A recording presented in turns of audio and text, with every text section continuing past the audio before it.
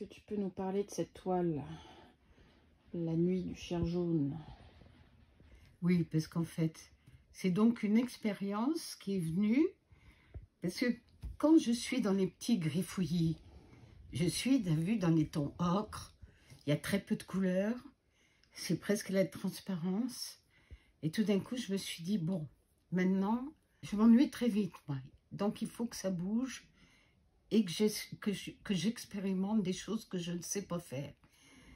Alors là, je me suis dit, c'est un casse-gueule d'utiliser des couleurs que j'appelle moi électriques. Des jaunes purs, des rouges, des verts, des bleus, pour créer un espace nocturne insolite et dramatisé. Alors tu as des moments sympathiques, c'est ces genres fêtes foraines, hein. Mais là c'est un imaginaire très mexicain, ou alors très japonisant, puisqu'il y a, tu vois, j'ai eu envie de mettre des êtres, ça c'est la petite japonaise. Il y a eu un moment où j'avais envie de faire des asiatiques, et je trouve que les asiatiques, ils m'apaisent, les asiatiques, voilà. Ils m'apaisent et je trouve leur visage intéressant. C'est devenu cette petite fille. Après, l'homme qui fume, on peut le retrouver dans d'autres tableaux, pas parce que je me suis arrêtée de fumer, mais c'est toujours intéressant de faire une fumée. En fait, la fumée, c'est une espèce de blancheur, comme ça, qui arrive. Pourquoi est-ce qu'il est insolite, ce tableau? Il y a ce personnage un peu inquiétant au milieu, qui rappelle une forme de primitivisme. Il y a du primitif dans ce tableau. Ça m'intéresse aussi de appréhender le primitif. Je le fais beaucoup quand même. Mais là, le chien jaune, c'est peut-être le plus inquiétant, tu vois, parce que au Mexique, les chiens sont d'un jaune ocre. C'est des pauvres chiens errants qui ont l'air, hélas, en point est plutôt méchant. On a peur de ces chiens. Et là, c'est plutôt un molosse. Alors que j'adore les animaux et j'ai fait un chien qui fait un peu peur. Enfin, pas trop quand même, hein. Puis on retrouve le chat, on retrouve l'enfant, on retrouve une silhouette qui est un adulte, et puis des personnages un peu plus inquiétants comme ce personnage de profil. Ce chien, là, je trouve que c'est de la peinture. Tu vois, tu oublies que c'est un chien. D'un coup, tu vois que c'est un chien, mais c'est d'abord de la peinture. Et dans tout ce qui est figuratif, le grand problème qu'on a, c'est de faire passer le sujet après la peinture. Ou en même temps, mais il ne faut surtout pas que le sujet domine la peinture.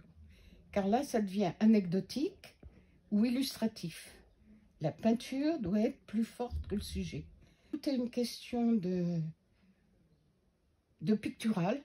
C'est peut-être plus difficile de faire du pictural à partir d'un sujet narratif qu'un tableau. J'ai fait de l'abstrait, personne ne le sait, mais ça m'a paru beaucoup plus facile.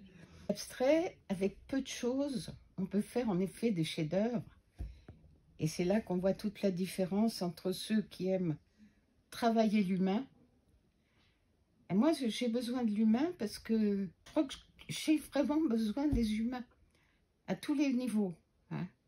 Affectif, et le travail sur l'être humain, c'est Bacon qui disait que pour lui, il n'y avait que l'être humain. Ce qui est intéressant dans le travail sur l'humain, quand on déforme un visage ou un corps, ça devient une aventure complètement picturale. Donc Picasso, bien entendu. Là, on arrive dans une espèce de magie de la figure qui devient des signes. Et Paul Klee l'a merveilleusement réussi. Et souvent, je me dis, mais qu'est-ce que tu attends pour éliminer, ne laisser que quelques traces avec le nez, mais c'est pas si facile à faire qu'on le croit.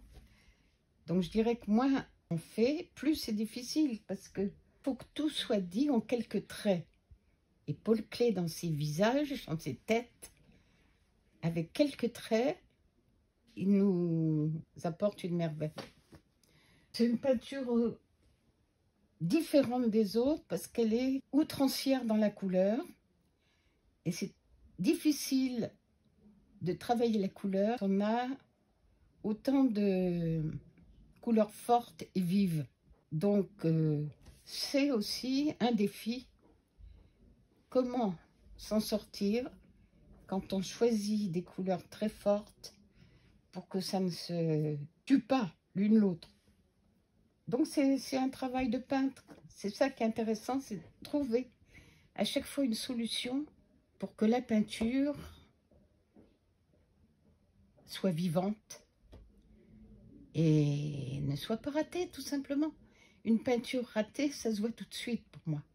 Donc, on l'élimine, la peinture ratée, on ne la montre pas. J'ai bien aimé qu'un jour on me dise, vous savez, je n'aime pas du tout ça, et qu'on m'explique pourquoi. Je n'ai pas encore rencontré la personne qui a osé, qui aurait osé me dire, je n'aime pas du tout ça, et à laquelle j'aurais pu dire, alors expliquez-moi ce qui vous déplaît là-dedans. Je vais essayer de vous faire comprendre pourquoi j'ai fait ça et pas ça. Comme vous le voyez, je suis très bavarde. Sur cette peinture, je crois que j'ai tout dit, le côté nocturne. Alors par moments c'est léger, comme l'enfant avec le ballon jaune. Ce personnage est quand même très présent. Et c'est vrai que ce mélange de jaune, vert, rouge, bleu, bon, je crois que j'ai quand même réussi à le dominer. Mais comme dit ma chère Laura, elle écrase toutes les autres. Donc on la met